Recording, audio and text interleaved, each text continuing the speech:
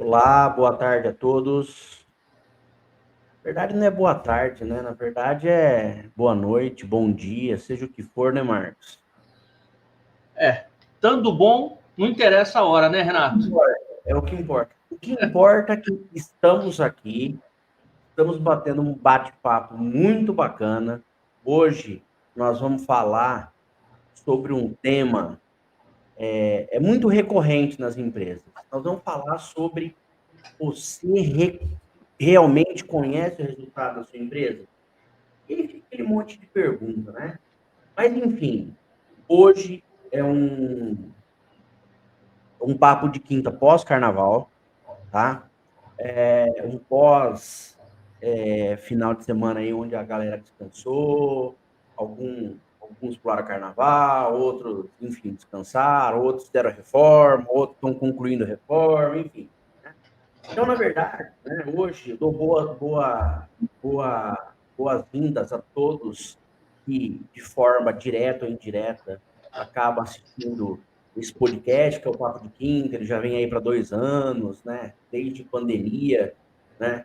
Hoje um convidado especial, né? Hoje o Marcos Bonato, ele vai falar com a gente aí sobre realmente o resultado, né? Se você realmente conhece o resultado da sua empresa, né? E pelo que parece, as pessoas acabam falando, Marcos, mas vocês batem mesmo na mesma tecla, vocês batem mesmo no mesmo assunto, vai ano, entra ano e ninguém aprende. Bom, vai ano e ninguém busca solução para isso daí. Então, por que eu, Renato, que trabalho, né, com consultoria, enfim, todo mundo já me conhece aí, eu trago pessoas com competências distintas, áreas distintas, estados distintos, cidades distintas da minha, e o problema é recorrente. O problema é recorrente. Então, me pergunta, mas você sabe que sempre bate na mesma tecla? Tá, eu bato na mesma tecla, mas o formato é diferente, né? Então, né, Marcos, seja bem-vindo, né? Fala aí um pouquinho sobre a sua experiência, como que você entrou no mercado, né? Na verdade, eu já sei, mas aí solta aí a voz e aí a gente vai direcionando aí, batendo um papo, enfim. Seja Bom, bem-vindo. maravilha. Bom, Renato, primeiro eu quero agradecer muito a oportunidade de estar aqui batendo esse papo com você, com a tua audiência maravilhosa e tendo a oportunidade de falar um pouco mais do que eu venho fazendo aí durante uma carreira inteira, uma carreira de 35 anos de experiência, onde eu estou inserido dentro desse ambiente corporativo e que, por mais que a gente já tenha andado por aí, pelo Brasil todo, a gente sempre tem muito que aprender, né? Sempre está aprendendo, tem sempre um detalhe ou outro que a gente vai analisar e vai, poxa vida, ó, isso aqui vai me ajudar bastante em alguma outra circunstância.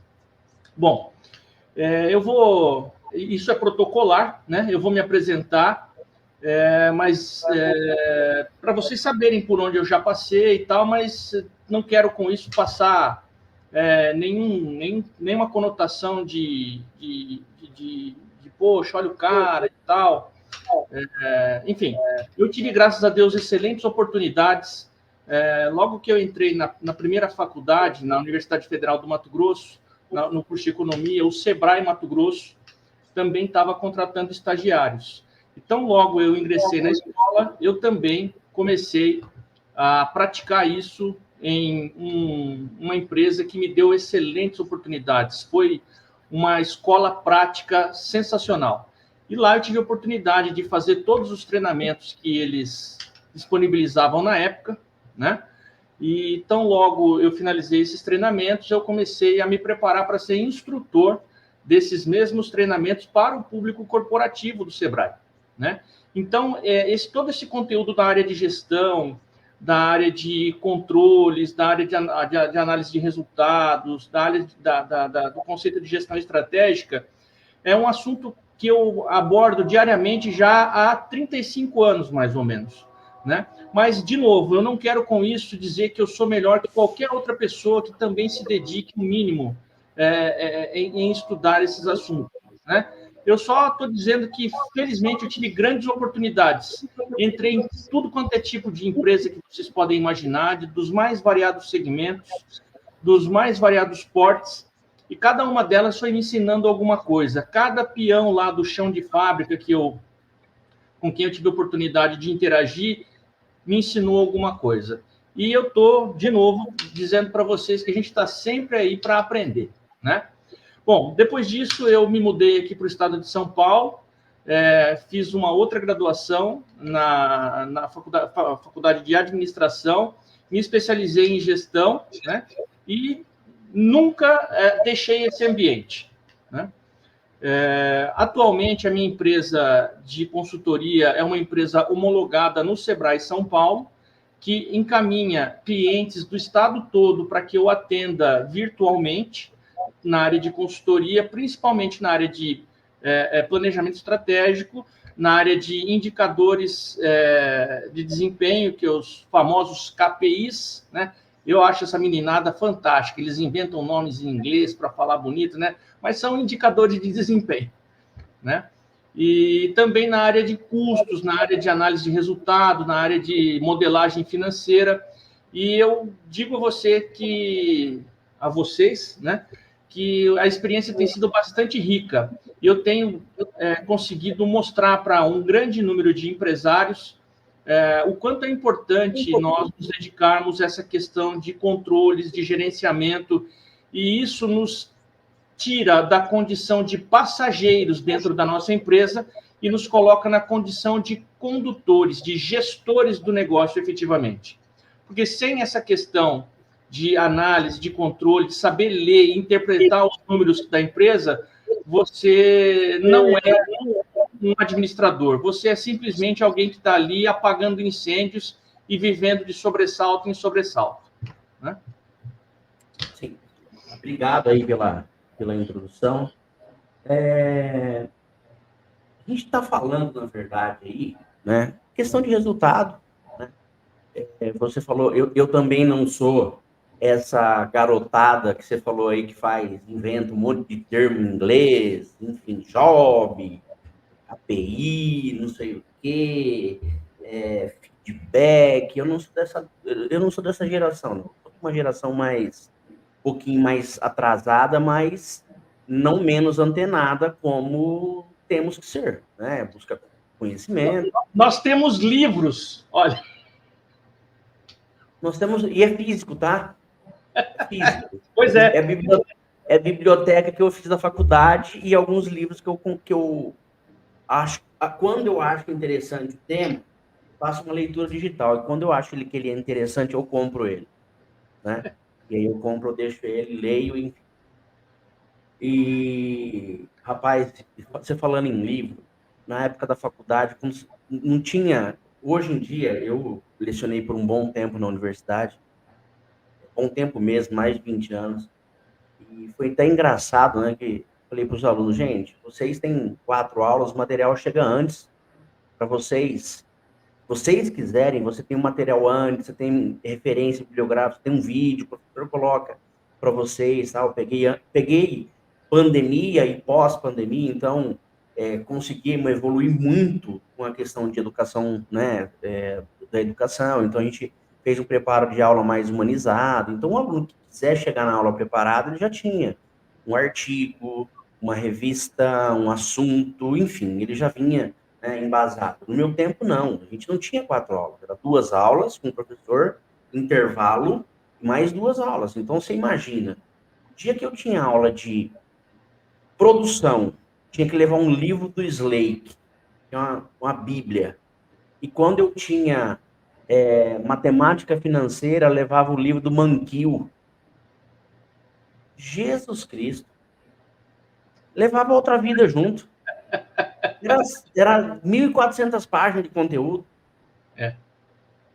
Era 1.400 páginas. Eu falei assim, vocês não passaram por isso. Mas, enfim. Né? Então, voltando falar, né, dessas questões, né? O Marcos, qual que é essa questão aí que a gente tanto fala, né? Que o empresário realmente ele não tem noção do que é esse resultado. O que seria esse resultado na visão, né, do Marcos? Qual seria esse resultado aí de uma maneira bem abrangente? Olha, na verdade, não é o ponto de vista do Marcos Bonato é o ponto de vista que propõe a literatura técnica, né? O que eu vejo? Eu vejo que nos últimos anos, em razão de eu estar fazendo essa parceria com o Sebrae, eu tive acesso a um volume de empresas do estado todo, de todos os portes, de todos os segmentos, muito maior do que o normal, né? E eu pude ver que 80%, 90% dessas pessoas que estão ali empreendendo, elas já ouviram falar em diversas ferramentas de gestão, diversos métodos de direcionamento para a empresa, mas eles acabam não se aprofundando. Por quê? Eles já começam, de uma certa forma, devendo a questão de embasamento. Por quê? Com todo mundo que você conversa, a maioria absoluta deles começa dizendo que não fez um planejamento, um business plan, um plano de negócio. Não, porque eu tinha um dinheiro, eu tinha uma ideia, comecei e fui atrás, e enfim. E aí deixa de observar uma série de fatores que são fundamentais para que você possa constituir o seu negócio de uma forma mais segura, de uma forma um pouco mais planilhada, de uma forma um pouco mais clara, com um caminho mais tranquilo, se é que você me entende.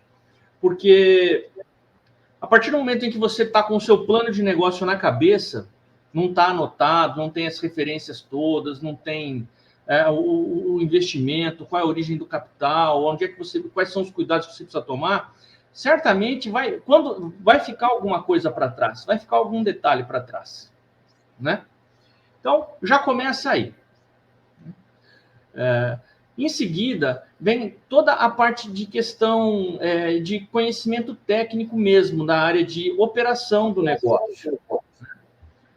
Muita gente compra um sistema e instala o sistema no computador e ao instalar esse sistema, deixa de utilizar boa parte dos recursos que o sistema oferece por não ter tempo de se dedicar, de aprender, de ver como é que é, de pôr a mão. E já instala, na maioria das vezes, o sistema errado. Instala com um plano de contas que não é adequado para o negócio dele, porque copiou e colou esse plano de contas de uma outra empresa que não tem muito a ver com o perfil do negócio dele. Enfim, a coisa já começa meio torta e acaba não dando muito certo.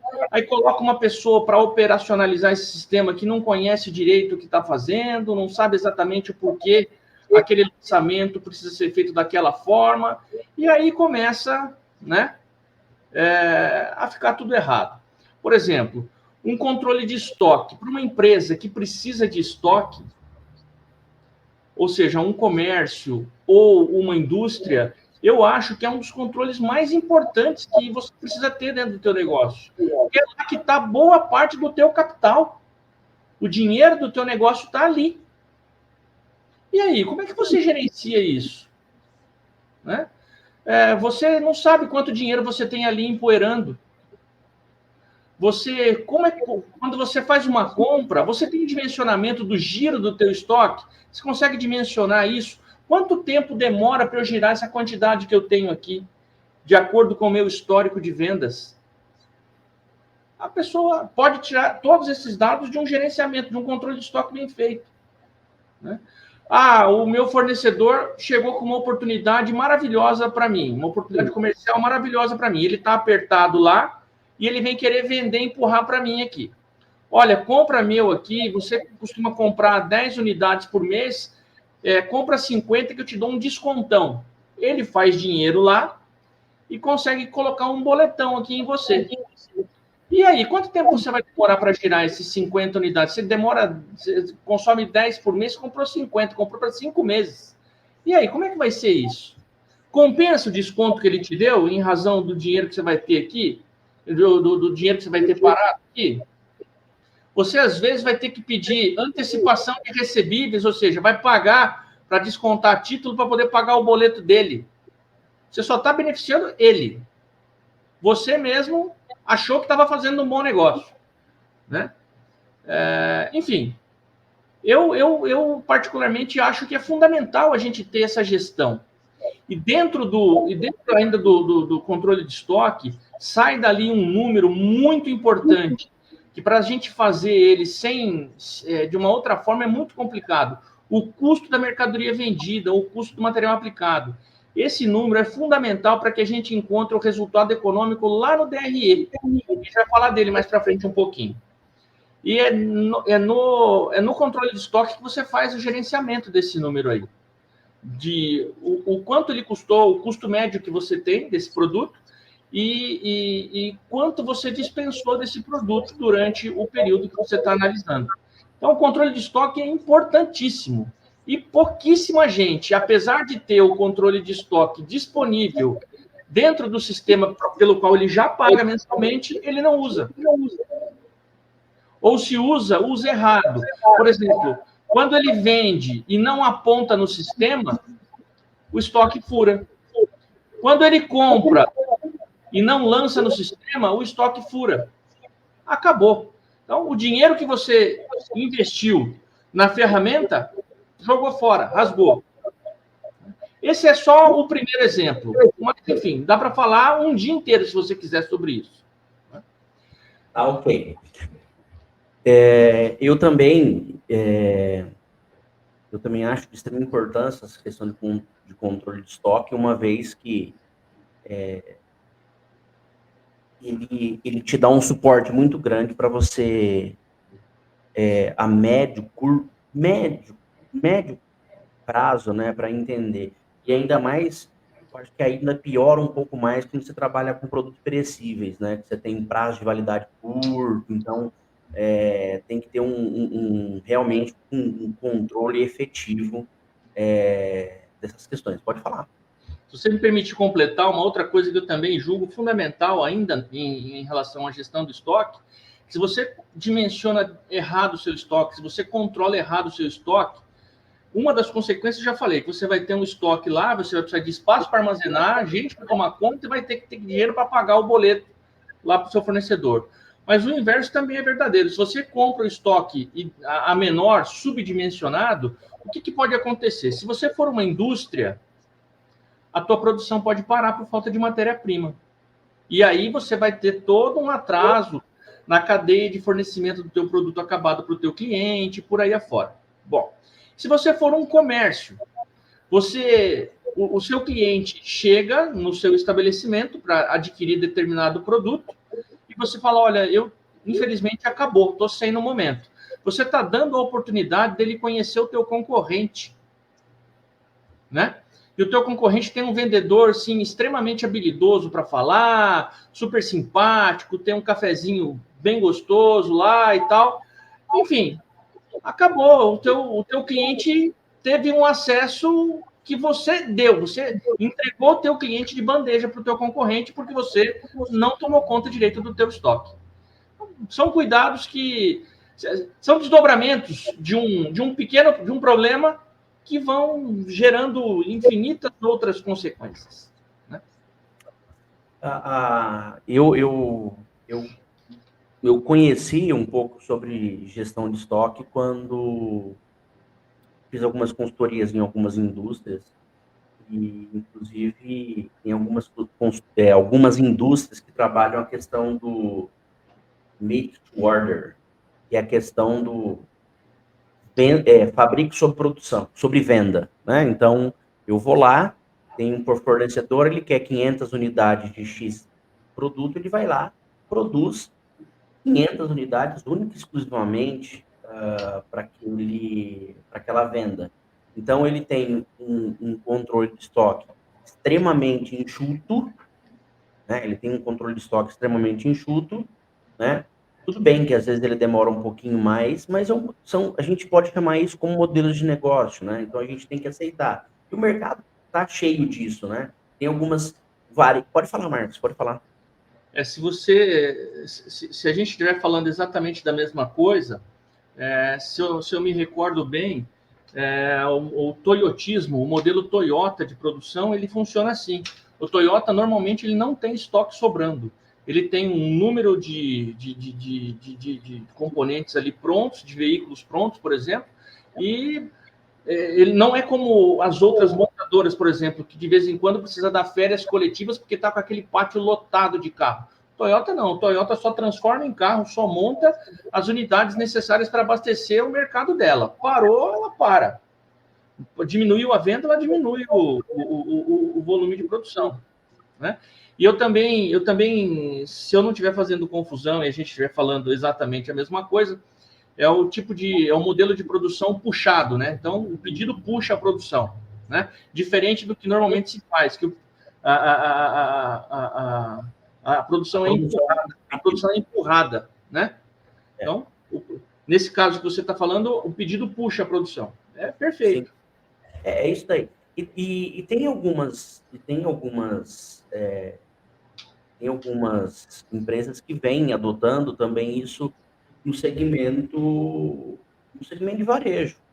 Eu não tenho produto em estoque. É o seguinte, o produto, em vez de 5 dias para chegar aí, vai demorar 10 dias. E, enfim, esse é o modelo de negócio. Eu não vou, e é só pagamento à vista, enfim, ou cartão, ou zero boleto, diminui risco do negócio, enfim, né? Isso nada mais é do que a gente está se remetendo também à questão de controle. Então, assim, eu tenho risco, praticamente eu zero meu problema, né? Ah, mas eu vou vender menos. Tudo bem, eu vendo menos, mas também a possibilidade de um produto estragar, de um produto de não receber, também praticamente, né, eu zero.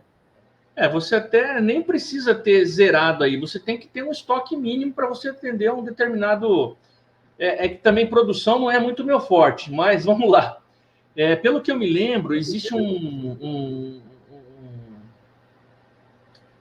Chama conceito, o ponto de pedido. Esse ponto de pedido ele precisa ter compreendido dentro dele todo o tempo de cobertura, que, segundo o que eu me lembro aqui, de novo, estou bem enferrujado nessa área, hein?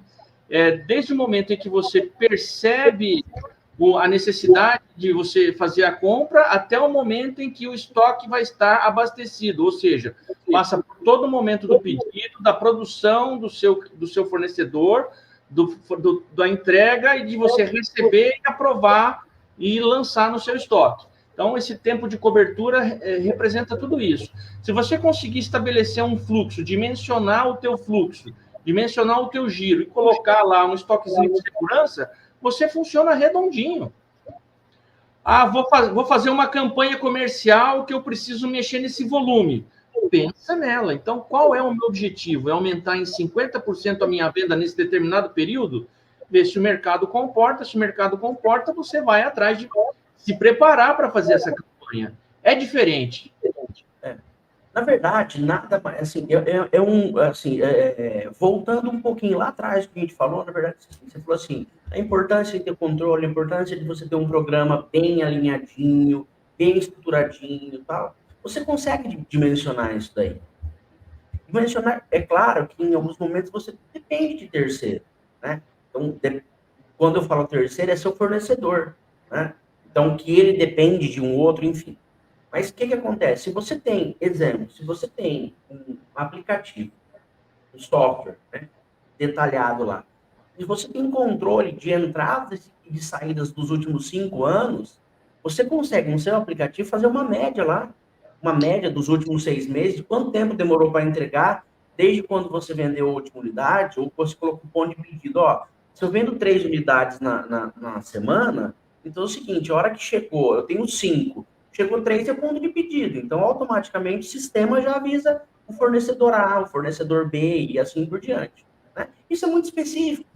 Igual você falou, isso é um assunto que fica uma vida, né? Tem empresas hoje que não tem mais vendedores, o cara só tem lá, o sistema é atrelado com o sistema do fornecedor, a hora que chegou o ponto de pedido, cai lá no sistema, é aprovado, aprovou, tal, bacana, e chega lá em tantos dias. Daí, né?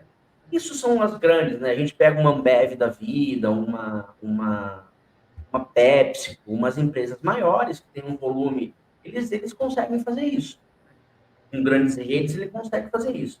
Mas a gente consegue também trazer isso para uma realidade menor. Né? Você tem, enfim, é um assunto que a gente fica, mas nada mais é do que a questão que a gente está falando, que é a questão, né, do controle. Né? Realmente, sua empresa, né, você tem o resultado da sua empresa, isso desempenha ou desencadeia uma série de coisas. Mas vamos lá, vamos continuar. Só pegar uma primeira fatiazinha aí do nosso contexto geral. O resultado da sua empresa, você realmente conhece? Se você teve que antecipar os seus recebíveis, isso custou 2%, 3% ao mês, para pagar o boleto do fornecedor, do seu estoque que você comprou superdimensionado, eu tenho praticamente certeza que a maioria absoluta das empresas não computa esse custo financeiro de descontar os recebíveis como uma redução no resultado do negócio. Então, você percebe aonde os detalhes se escondem do resultado do negócio? Eu vou falar, sempre que me ocorrer alguma coisa, eu vou interromper nosso papo para falar, ó, isso aqui é mais um detalhezinho que interfere no resultado e que as pessoas não consideram. Então, esse é um. Se você tem que antecipar os recebíveis, ou seja, vai pagar 2, 3% ao mês do que você ia receber líquido lá na frente, para pagar o boleto do seu negócio, do estoque que você não vendeu, essa diferencinha já vai alterar o teu resultado. Mas vamos em frente. Você falou anteriormente da importância do plano de negócios, enfim.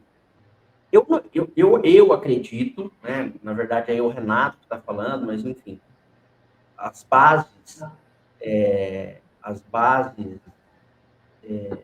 científicas falam também que tem uma relação.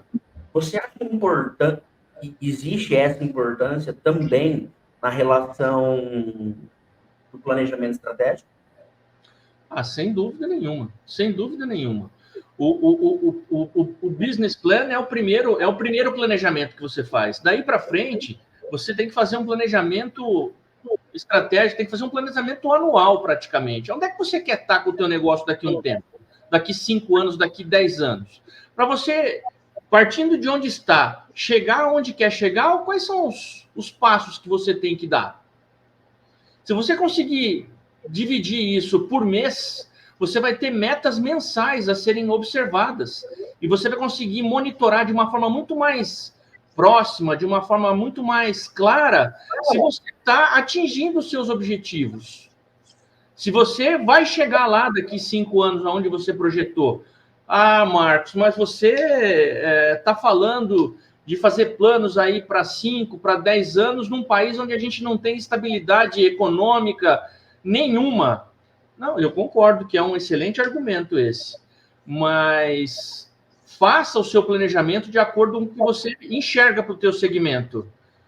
Marcos, aconteceu alguma coisa na economia, na política, na legislação que mudou completamente as diretrizes do mercado. Perfeito. Você já sabe aonde você está, para onde você deveria ir e agora o que vai acontecer. Ou seja, você já não está mais tão perdido assim. Você precisa só realinhar o teu objetivo e ver quais são os ajustes que você tem que fazer em razão dessas interferências externas que vão atingir o teu negócio. Agora, se você não tiver nada, você fica ali igual alguém que tem deficiência visual em meio a um tiroteio. Você não sabe o que está acontecendo. Né? Não, quando você já tem uma certa referência, você já sabe para onde tem que voltar. E aí vem de encontro aquela questão que a gente falou no início também, que puxando lá, que vai a questão de quando eu quero definir o futuro da empresa, enfim, as questões dos indicadores, né, dos KPIs, enfim, né? Exatamente.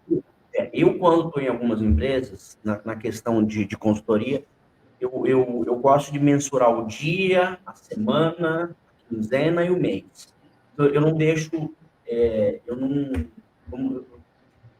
fala de algumas... Nossa, você não dá folga. A galera fala assim, não dou folga. O mercado não dá folga para você. Mas, enfim, né? Isso daí é mais um assunto que a gente pode falar. É Né? verdade. Na verdade, a gente já falou aí da questão do plano de negócio, enfim. Né? E aí vem uma das questões que a gente, num dos bate-papos nossos, a gente que falou da questão das questões, eu não falo moda, mas é um negócio que a gente não, eu acho que as empresas não têm não é uma questão de querer ou não, né? Na verdade, quando a gente fala de tecnologia, de inovação, a gente não pode esquecer do marketing digital, Sim. né? A gente não pode, aí vem um monte de informação, aí vem as questões redes sociais, marketing digital, tráfego pago, orgânico, nananã, aí tem que ver onde envolve dinheiro, onde não envolve dinheiro, enfim, né? Eu tenho a minha experiência própria para falar a respeito. Talvez ilustre bem o que a gente pode falar, né? Até um tempo atrás, eu tinha um fluxo de clientes novos muito grande. O Sebrae, de um ano para cá, mais ou menos, deu uma reduzida drástica no volume na demanda, né? Até um ano atrás, mais ou menos, quase todos os produtos que ele tinha era subsidiado pelo próprio Sebrae. De um ano para cá, infelizmente, esses trabalhos de consultoria não são mais subsidiados pelo Sebrae. Se o empresário quiser, o produto continua existindo.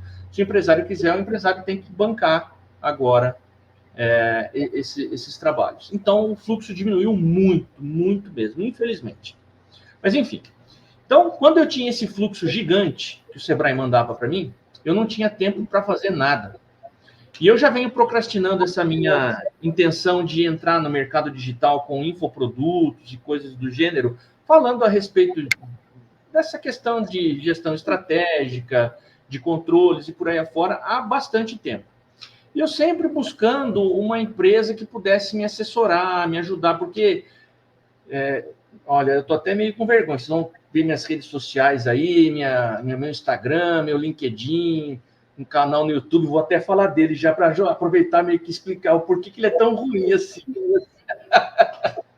Mas, enfim, eu venho prorrogando essa entrada no mercado digital há bastante tempo, porque eu não tinha tempo para fazer o material e eu não encontrava uma empresa que falou, eu vou te entregar isso em troco de tanto de dinheiro. Sabe, todo mundo vinha e cobrava um valor que eu não, se é caro ou barato, eu não tenho como julgar, como analisar. A única coisa é que todo mundo que apareceu, e olha que eu procurei bastante, hein, não me transmitiu confiança o suficiente. Falou assim, ó, toma aqui o meu dinheiro e eu tenho certeza que eu vou ficar em paz, não vou me desgastar e você vai me entregar o que me prometeu. Não consegui encontrar. De verdade. Né?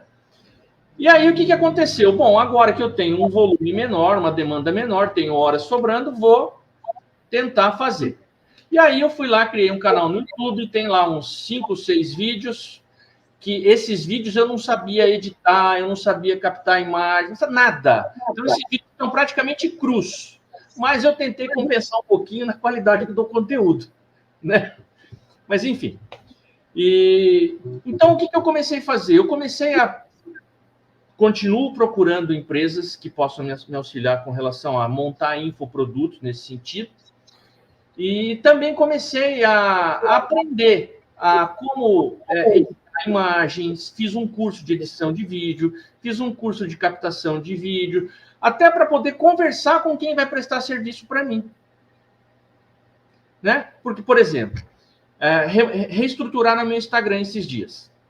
Eu contratei uma agência, deram uma ajeitadinha lá, porque era pior que isso antes. Né?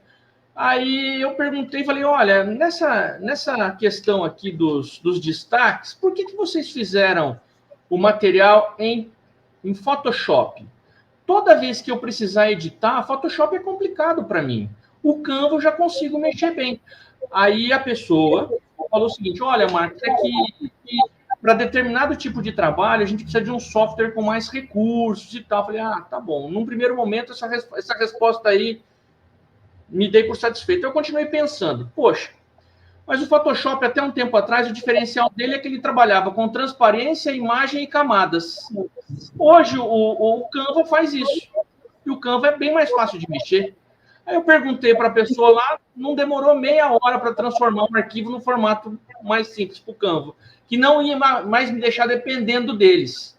Então, por esse tipo de situação, é que eu tenho um pouco de receio de contratar alguém. Alguns profissionais, por a gente não entender do que se trata, tomarem esse tipo de atitude. Eu não achei legal, entendeu? E as pessoas com quem eu vinha falando até então não transmitiram confiança para desenvolver um site, enfim. Então eu fui aprender a fazer. Estou no processo de aprendizado ainda, né? Mas, enfim, a gente chega lá. Mas é assim, se no seu caso... Pode falar. E aí, o que acontece? Todo mundo quer entrar no mercado digital. Eu cheguei a atender alguns clientes do Sebrae que, eu quero montar uma empresa de venda automatizada, né? E por aí afora, uma loja digital. A pessoa não tem noção do que está fazendo, ela não sabe o quanto de trabalho e o quanto de estrutura e organização precisa por trás daquele monitor para que o seu cliente clique naquele botão, selecione um produto que está armazenado, estocado num determinado lugar, que vai ser separado, faturado, despachado e entregue na tua casa, enfim, né, cobrado. Quanto de trabalho tem por trás disso? As pessoas não têm ideia. Acham que é simples assim, né? Então, esse é um problema grave que a gente tem de desmistificar isso tudo. Nós precisamos encontrar profissionais que saibam se vender na internet e que consigam colocar de uma forma clara quais são os resultados, quais são os riscos e assim por diante. Passando um pouquinho para dentro do nosso contexto de empresa. Contratei uma assessoria de marketing digital, acertei na veia. Os caras conseguiram me trazer diversos leads. Estou vendendo bastante. Só que ele deixou o principal de fora. Quer saber, por exemplo, se o custo dele está calculado corretamente, se o preço dele foi feito de acordo com os custos e despesas dele. Porque se ele entrou no mercado digital e começou a vender bastante, mas o preço dele está errado, o que vai acontecer? Quanto mais ele vende, mais ele se afunda.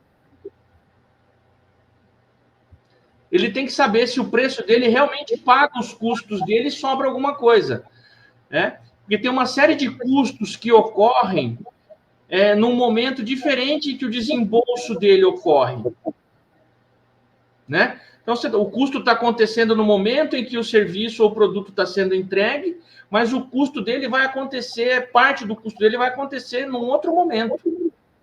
E que se ele não prestar atenção nisso, a hora que ele tiver que desembolsar o custo, ele não colocou esse custo dentro do preço de venda. Né? Entendi.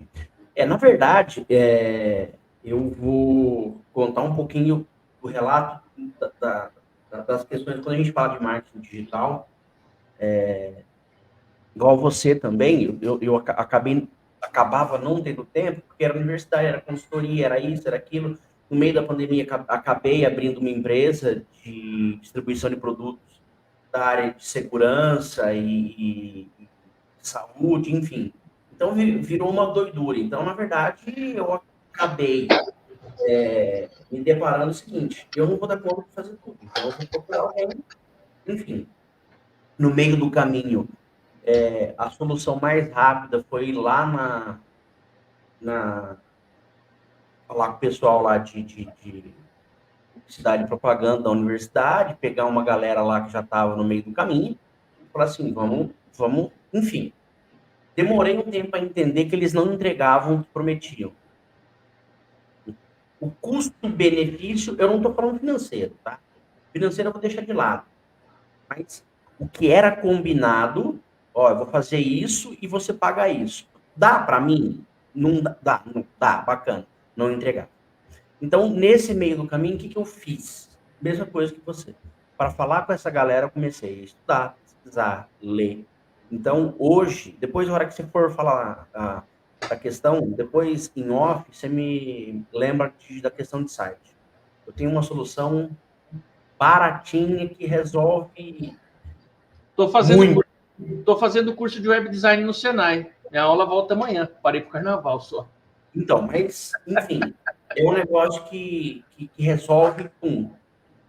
E aí, o que eu fiz? Eu também fui nessa. Então, o que eu faço? Hoje eu tenho algumas ferramentas que dão apoio para mim, então, eu juntando tudo esse contexto aí, eu consigo colocar as minhas demandas dentro desses aplicativos. Eles, para mim, cabem no bolso e resolvem um monte de problema. Então, o Canva, um aplicativo para gravar, um aplicativo para editar, um aplicativo para postar dentro das mídias, resolvido o problema. Então, eu acho que a gente está ainda, eu acho que caminhando. E aí eu vejo essas questões das pequenas empresas um pouquinho mais difícil, porque seja pequena indústria, pequena empresa, pequeno varejo, segmento de mercado, serviço, seja o que for, fica muito mais difícil, mas assim, muito. Porque ainda a gente, Marcos, eu acho assim, de novo, ressaltando que ainda, eu relatei isso para você, o que eu relatei para você, eu vou deixar em off lá, mas assim, o que eu gostei da nossa conversa foi o seguinte, que a gente, nós não somos melhor que ninguém, estamos aqui batendo um papo para interagir, para gerar conteúdo, para passar a realidade de uma visão técnica, mas que a gente ainda tem muito a aprender. Sim. Muito a aprender, né? Eu tenho usado muito, nos últimos 6 meses, a inteligência artificial, tem muito a aprender, mas tem ajudado muito. Não tem ajudado pouco, não, tem ajudado muito. Mas eu ainda patino e apanho também. Mas vamos lá, falar E aí a gente tem um problema. A gente estava falando de marketing digital, de vender no digital, tal. Será que esse povo tem realmente controle dessas vendas que eles fazem por cartão ou por Pix? Ele tem controle? Ele consegue mensurar o resultado quando ele parcela em 3, 4, 5, 6 vezes com essas máquinas de cartão, enfim. Eu não vou falar que é o lado ruim da coisa. Tem um lado bom. Eu vejo que tem lado bom. Mas, enfim, questão cibernética, colocar dados na empresa, será que eles têm esse controle, conseguem mensurar, enfim? Deixa eu te falar o que eu tenho visto por aí. Né? Eu tenho acesso a muita gente que está no mercado, trabalhando nos mais diversos segmentos. Primeiro,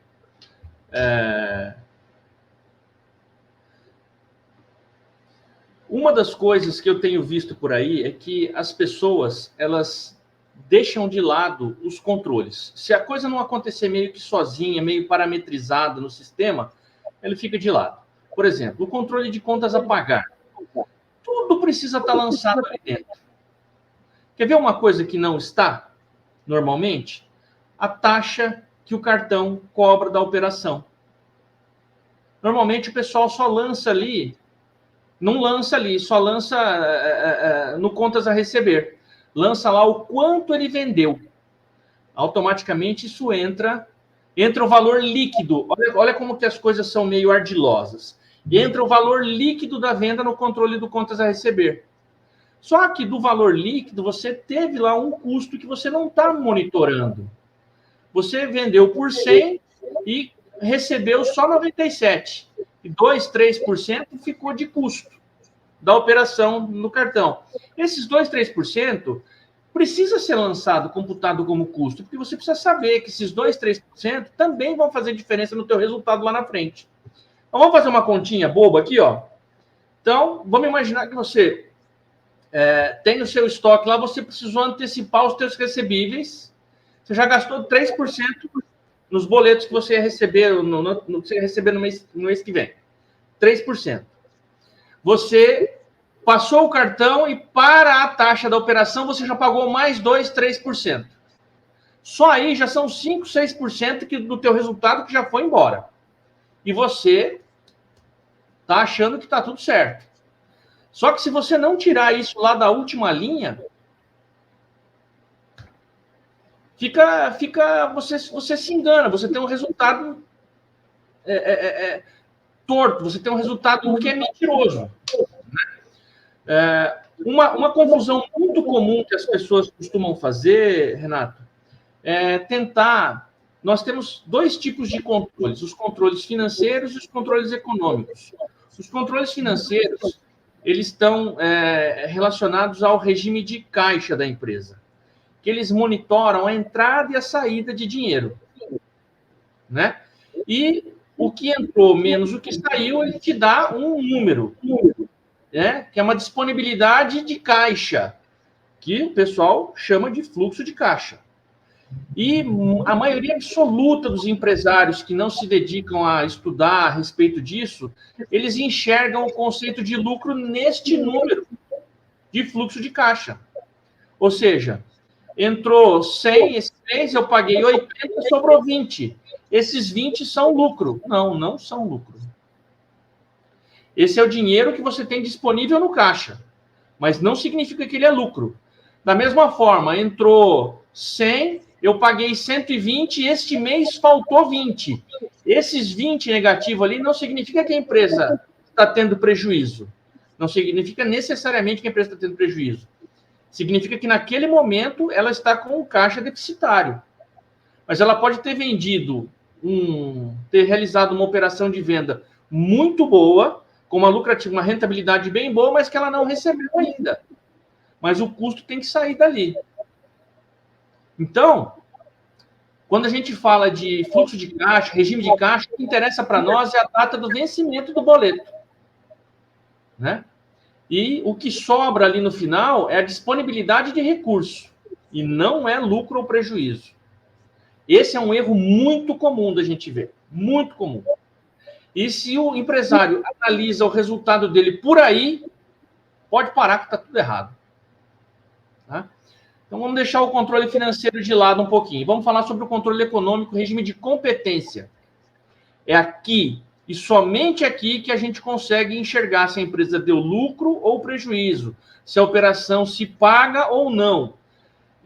Dentro do regime de competência, um controle econômico que nasceu lá na contabilidade, mas com uma característica fiscal apenas, ou para demonstrar resultado para os sócios, né? É a DRE, Demonstração de Resultado do Exercício. Nós trouxemos essa DRE para um conceito gerencial, né? E nessa DRE a gente lança toda a movimentação do mês. As vendas totais, menos as deduções de vendas, menos os custos variáveis. O que são esses custos variáveis? São os custos que só existem se você vender. De uma forma bem simples, bem grosseira, tá? Então, receita menos deduções, menos os custos variáveis, vai te dar a margem de contribuição. Essa margem de contribuição é o valor que sobra para você pagar os teus custos fixos, e o que sobrar, depois que pagar os custos fixos, o que sobrar vai formar o teu resultado operacional. E o teu resultado operacional, no meu ponto de vista, é o número mais importante de você analisar dentro da sua empresa. Se ele der menor que 0, significa que o seu negócio não está se pagando. E aí, por mais dinheiro que você coloque, se ele mantiver esse perfil de resultado operacional negativo, significa que você está vendendo por 10 e para entregar custa 11. Só que você não enxerga os 11, você só enxerga 8. Por exemplo, Vamos imaginar que para que você faça o seu trabalho, você precise de um carro, de um veículo. Quanto custa a manutenção desse veículo por mês? Ele tem que ser rateado, tá? Por exemplo, um jogo de pneus dura em torno de 40 mil quilômetros. Quanto tempo demora para rodar esses 40 mil quilômetros? 1 ano, 2 anos? Pega o valor de um jogo de pneus, divide pelo período que você vai consumir esse pneu e vai rateando mês a mês.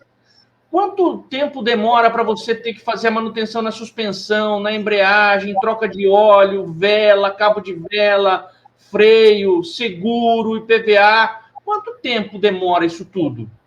Você precisa pegar esse custo todo, que você não desembolsa no momento em que ele está acontecendo, e precisa ratear mensalmente, né? Estava fazendo as contas com um cliente lá em São Paulo, esses dias, e tem uma empresa em que ele tem uma caminhonete pequena, de pequeno porte. E a gente estava fazendo a conta, essa caminhonete custa para ele por mês em torno de R$ 1.400.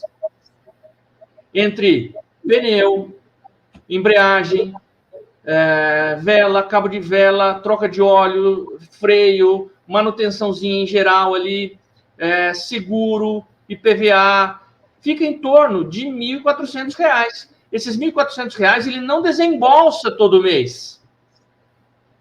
Mas se esses R$ 1.400 não compuserem o custo operacional dele, quando ele precisar desembolsar esses R$ 1.400 por mês acumulados no final de um período, se ele não compôs isso dentro do resultado dele, vai estar fora do preço. E aí, consequentemente, ele não vai ter esse dinheiro para pagar. E aí que a coisa acontece. Eu dei um nomezinho meio diferente, eu chamo de custo oculto. Por exemplo, outro custo oculto que talvez seja mais fácil de entender. Se a gente for fazer uma análise anual, 12 meses não tem problema. Mas se a gente for fazer uma análise mensal, as férias e o 13º salário são desembolsados, o 13º salário em novembro e dezembro, certo? Se você lançar na sua planilha de custos o desembolso integral dele em novembro e dezembro, os meses de janeiro a outubro vão ter um resultado melhor, porque o custo de novembro, dezembro e 13º não fazem parte. 1/12 daquele custo não estão computados aqui. Então, se você está usando essa referência para fazer o teu preço de venda, você está deixando de computar dentro do teu custo para formar o preço o desembolso do 13º salário lá do final do ano.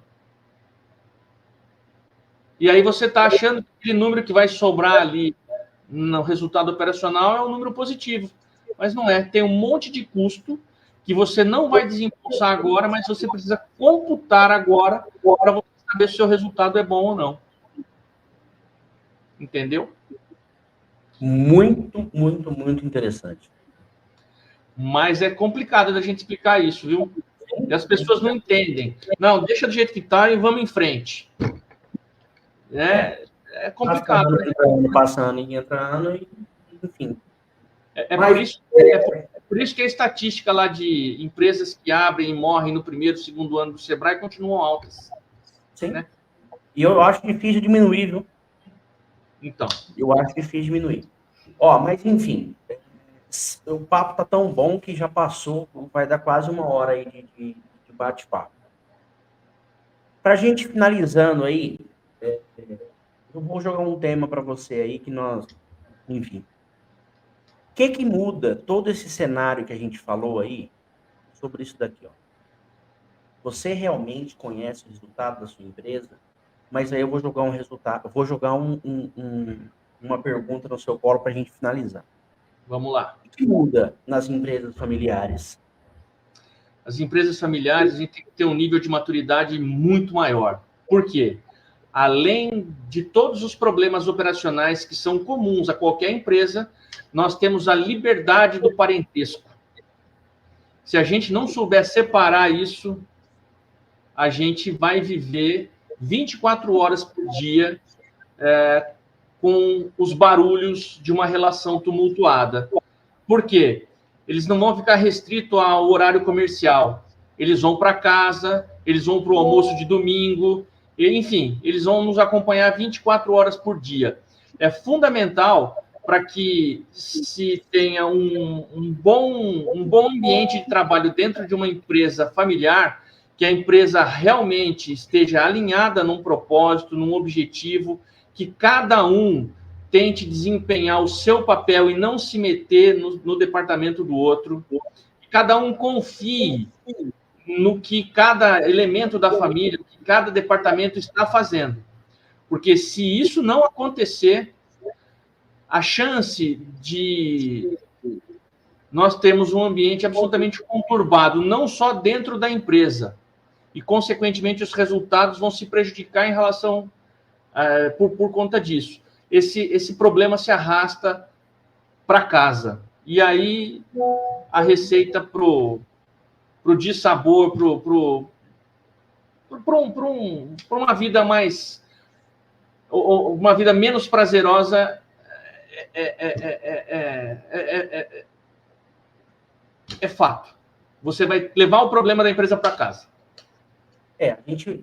Para a gente finalizar realmente, para não se estender muito, mas enfim, a gente teria, eu acho que nós vamos depois, em off, a gente vai marcar um outro assunto, enfim, a conversa foi boa. Mas, enfim, eu acho que as empresas familiares ela têm um problema que, se ele conseguir gerenciar isso, por isso que o Brasil ainda não tem muita empresa centenárias.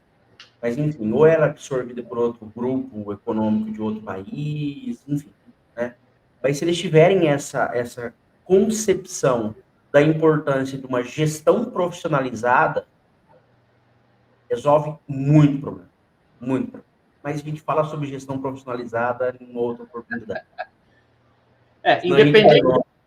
Independente dos atores, empresa é empresa, né? Se são da família ou se não são, empresa é empresa, tem que fazer direito. A gente tem vários exemplos de empresários de sucesso que colocaram os filhos para estudar, começaram lá embaixo para chegar, enfim. Mas isso daí são modelos que a gente fala posteriormente.